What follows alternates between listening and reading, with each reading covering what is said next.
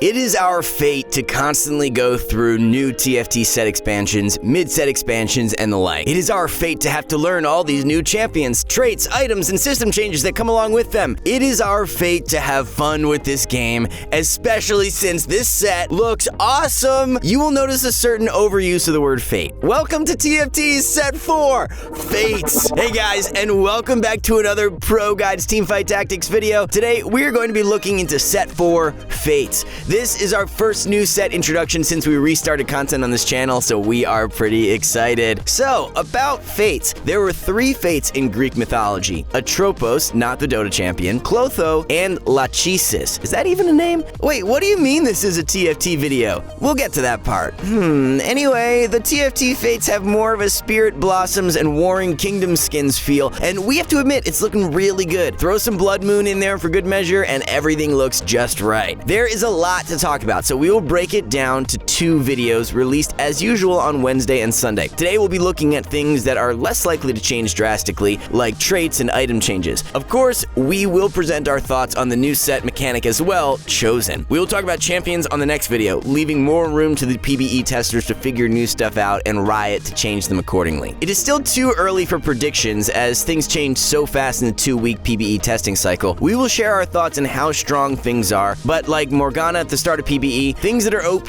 can be changed in a few hours. Use this knowledge to familiarize yourself with the new set and let us know what you think in the comments. Before we dive in, I just want to let you guys know that we have a Discord community and a new subreddit that is growing really fast. We have you to thank for that, and we want to continue building our community and helping you be a part of it. Make sure you check the link in the description below. Let's go into the origins first. Origins. Cultist. This is where all those Blood Moon skins take effect. Cultists are the new mech-like origin in Set 4, where units combine somehow to create a strong and damaging tank to descend in the arena. They are a bit different than the mech in that there aren't only 3 of them, and the Galio they summon gets stronger when cultists increase. Besides that, the cultists are fairly strong units, having Jhin and Aatrox in their ranks, who combine fairly well with others to do enough on their own, not just summon the Galio. Since the top cultists are Vanguard, Sharpshooters, and Mystic, a comp akin to Vanguard snipers, but with a Galio slamming down can be created. Make sure you try out 9 cultists in PBE, it's so fun. Divine. Divine are pretty cool too. The more they attack or take damage, they will enter a Kale-like ascension, making them both take less damage and deal more. They are really interesting when built tanky, as they do a decent amount of damage when they ascend, and besides Lux, they are more or less on the tanky side, making you able to itemize with 2 damage and 1 tanky item and let them tear into your opponents. Dusk. Not much to say about Dusk other than the fact that I love Riven. They are the same as sorcerers but with an interesting twist. They're more selfish, keeping most of the spell power benefits for themselves and sharing some of it with their team. They are a pretty good splash, increasing everyone's spell power, and if your carry is a Dusk champion, you can go for 4 of them. Elderwood.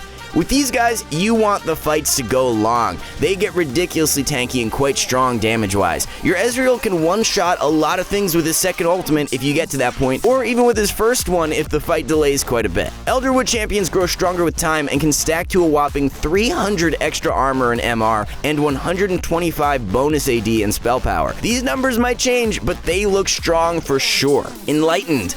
These guys and gals are the spammers. They generate so much mana and already have strong spells, resulting in them casting really off. They're quite good with blue buff or Shojin to accentuate their origin, or pure damage items on carries like Talon, relying on Enlightened to have him ult faster and more. Exile.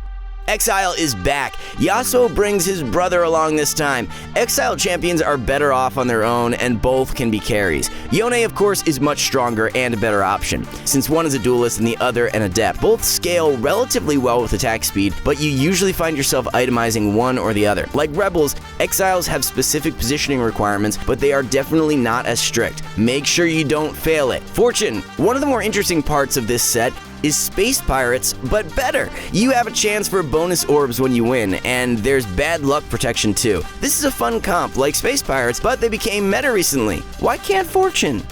Moonlight. Boy, this is a cool mechanic. The early game power is stupendous, especially if you get a Chosen Diana or Lissandra early. Getting a chosen 3-star and managing to find the other Moonlight champion at 3-star as well will result in a 4-star unit, which is rather ridiculous. You can see that in the video. We were at 8 Lissandras forever, or you could have seen it. Ninja!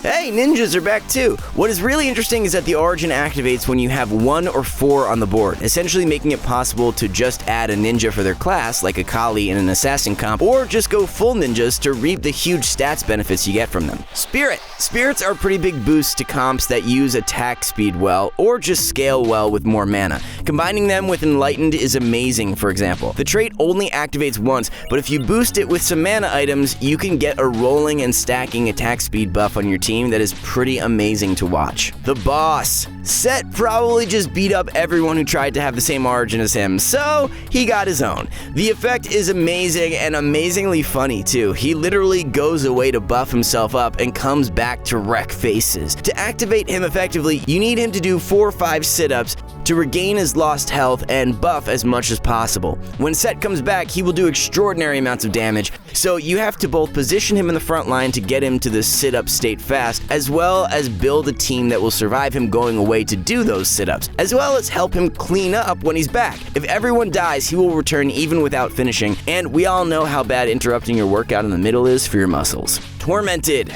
They managed to fit Kayn into this set as a champion. His origin will allow him to transform and gain a lot of power. He can carry almost on his own at that point if 2-star with an item or 2. He is a really interesting unit in that he is not immediately strong, but gets to transform after a few combat rounds and showcases his true power. Warlord. Another one of those long-term mechanics, Warlords get stronger per victory. These mechanics are really interesting because they reward flexible thinking and long-term planning. When you play Warlords, you play aggressive to snowball and get more of them, not unlike Cybernetics. The big payoff of Azir at the end is really cool too, as he is a really strong champion. They are best played when you get a Warlord chosen, allowing for huge snowballs relatively early. That's it for the origins. Let's move on to classes, as we have a few new ones this set that are really cool. Classes. Adepts.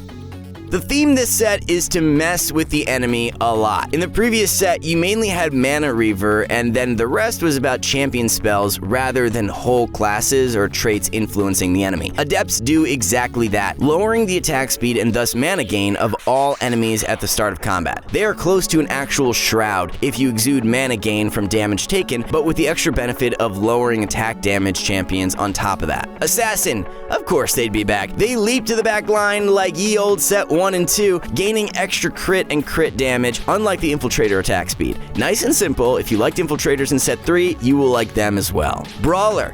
Nothing changed here other than the sheer number of champions with this class. We had 5 before, now we have 7, including a legendary set. At 6 brawlers, they are essentially HP buckets, and imagine if you put Warmogs on them. The fact that you have so many of them makes it one of the more easily splashable traits this set. Dazzler. This is such a cool word and a cool class. My favorite champion is part of this class, and he's a 5-star to boot. Can you guess who it is? Dazzlers have another one of those influence your enemy mechanics, reducing attack damage. Coupled with their skills like Ezreal's True Shot Barrage, which further reduce other stats, they can be a real pain to deal with or a delight to play with. A 2 Dazzler splash is good with many comps, helping out your survivability, especially if you don't have a too solid front line.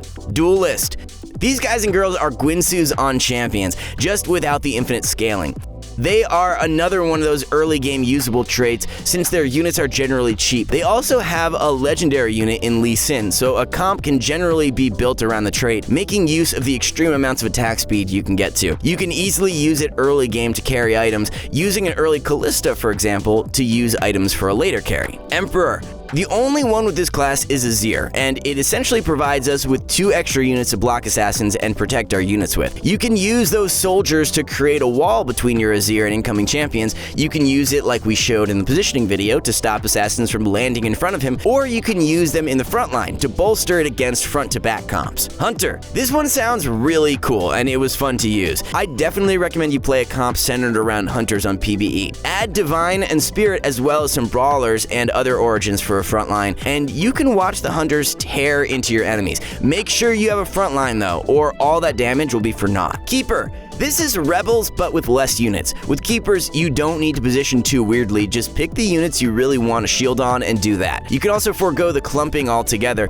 as the shield does not rely on number of units like Rebels either. For example, if you want your Riven to have a better survivability, just add a Keeper in there, and she will gain a decent shield just with that. Since Azir tends to clump though, he can give your team a lot of effective health as well. All sorts of strategies are viable. Mage. Mages are back, and boy do they hurt. They also get a spatula item, so prepare for some double true shot barrages, because Ezreal identifies as a sorcerer anyway. Mages have a ton of spell power, and combining them with Dusk is one of the easiest comps to think of. Both traits have spatula items as well, so the possibilities are endless. Mystic. Almost nothing changed here besides the champions. The main difference from set 3 is that instead of 2 3-costs, we have 2 4-cost Mystics, and boy are they cool units. Both Shen and Cassio do a lot of work, and the Mystic trait is more in line with set 2, where Mystics were not just a pure support class. No, Cassio set 3 does not count. Shade. This is one of the cooler classes, as if there wasn't enough backline access, here's some more. Nothing is safe as those shades hit the rift, especially since they are all Shaco from set 3, dropping aggro every 3rd attack and dealing more damage. Positioning is going to be the name of the game against shades, since you can't really avoid them by placing units in front. They don't jump, they teleport, so they are a bit different than assassins. Be careful of the shadows. Sharpshooter. From gunslingers and blasters to sharpshooters. I don't really like the name of this class, as what they're doing is essentially splash damage, the very epitome of not needing to be a sharpshooter. You just hit something and everything explodes, so our heavy-duty gunners can do amazing amounts of damage, like Vayne with some good items hitting multiple units for true damage. Pretty fun! Make sure you have a front line, as they are all extremely squishy. Vanguard. Save the best for last. Well, no. Vanguards are back with an amazing Aatrox leading the, well, Vanguard. However, nothing really changed from set 3, besides the bonus for 6 Vanguards and the fact that you can make a Vanguard spatula at the moment. Maybe that will change, but it should be fairly easy to hit 6 Vanguards and have an Aatrox carry, along with whomever you put the spatula item on. Item changes. As with every set, a few items are not making it into the next one. However, I will say that in this set, there is no item at first glance, and with a few PvE games, that I find absolutely worthless, like Swordbreaker was in set 3. Let's have a look into what's new for set 4 items and how Swordbreaker is finally going away. Red buff becomes Sunfire Cape. Red buff as an item was way too restricting towards multi-attacking units like blasters. This is a really welcome change, making the item viable for many different units. In the footage you're watching, you can see it's quite good on a high star assassin, going into the back line and obliterating people while disrupting health regain, making it easier for a DPS to munch through them. Swordbreaker becomes Gargoyle's Stoneplate. This is the best item change in the set, with Gargoyle's Stoneplate being an amazing frontliner item, bordering on too strong. It might be adjusted numbers-wise by the time set 4 launches. Needlessly Large Rod. This is the only component that got a nerf, marking it down to 15% spell power. That 5% makes the rod a bit less oppressive as a single component, similar to how Tyr was before it got nerfed to 15 mana. Rabadon's Death Cap. This item got adjusted heavily in order to also fit in comps other than mage-oriented ones. It now gives a flat 40 spell power instead of the 50% increase. This is also a welcome change, since you will never be unhappy to get a death cap now, even if you're playing duelists. Bloodthirster and Gunblade. These two got reduced to 40% healing. Since Riot fixed the Grievous Wounds debuff, which was applying itself twice, 40% should be enough, and the extra 5% is not needed. Dragon's Claw. In a bid to make Negatron Cloak a better item, this one got buffed quite a bit, to 63% less magic damage taken. Since there's quite a lot of magic damage in this set, you should actually be pretty happy to get multiple cloaks if your frontliners get to have this beauty. Deathblade.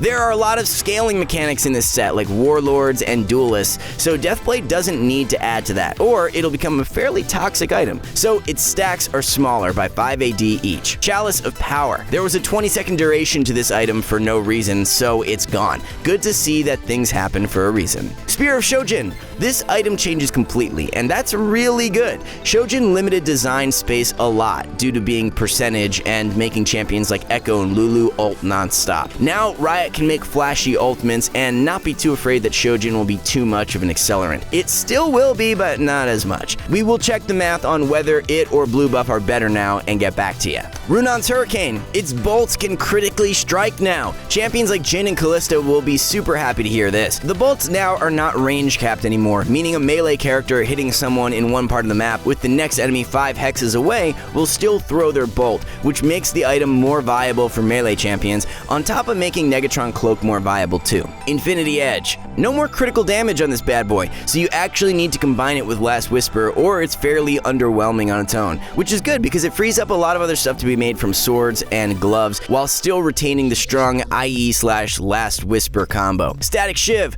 Small nerf here, just 5 damage less on the lightning. With all the scaling attack speed going around this set, that's a good thing. Duelists with Shiv would be ridiculous. Luden's Echo. Small 20 damage nerf here, since there are a lot of champions with low mana and Luden's would be a bit too oppressive on them, gaining a strong constant AoE from as early in the game as 2-1. Guinsoo's Rageblade. 1% increase in its stacking attack speed. This item is going to be really fun this set. So many things scale well with attack speed. Titan's Resolve. With the mech gone, this can be buffed again. Elderwood frontliners are going to love this item, especially since it gives 50 armor and MR at 25 stacks now. Really cool, huh? Set mechanic. The chosen set mechanic is what Galaxies was for set 3. I would argue it's much better, as it influences the game less, but in a way that encourages flexible and strategic thinking. How does it work? Until you buy one, chosen champions appear in the shop. There's a lot of nuance to buying the first one you get and riding whatever direction it gives you, or waiting for later, but having a weaker board to people who have chosen champions. What do chosen champions do? Well, they have bonus stats and are 2-star from the moment you buy them. The most important part, though, is that chosen champions count for 2 units of one of their traits.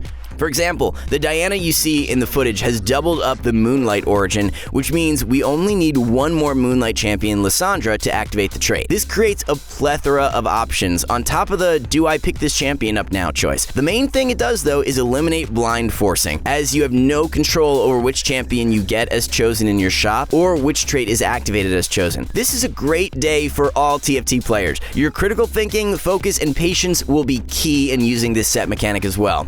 Like we did with Galaxy guides, we will definitely be releasing a chosen guide early into set 4, so look forward to that. We will be back with more info and insights on set 4 in the next video, looking deeper into champions and a couple of system changes that were made. Thanks for tuning in, everyone. Make sure that you go into PBE and have some fun with set 4. It's wild. If you want to get better at TFT, visit ProGuides.com, where you can find challenger coaches who will help you reach your dream rank. Until next time, my name is Dan. You can find me everywhere online at Daniel Ammerman, and I will see you guys in the next video.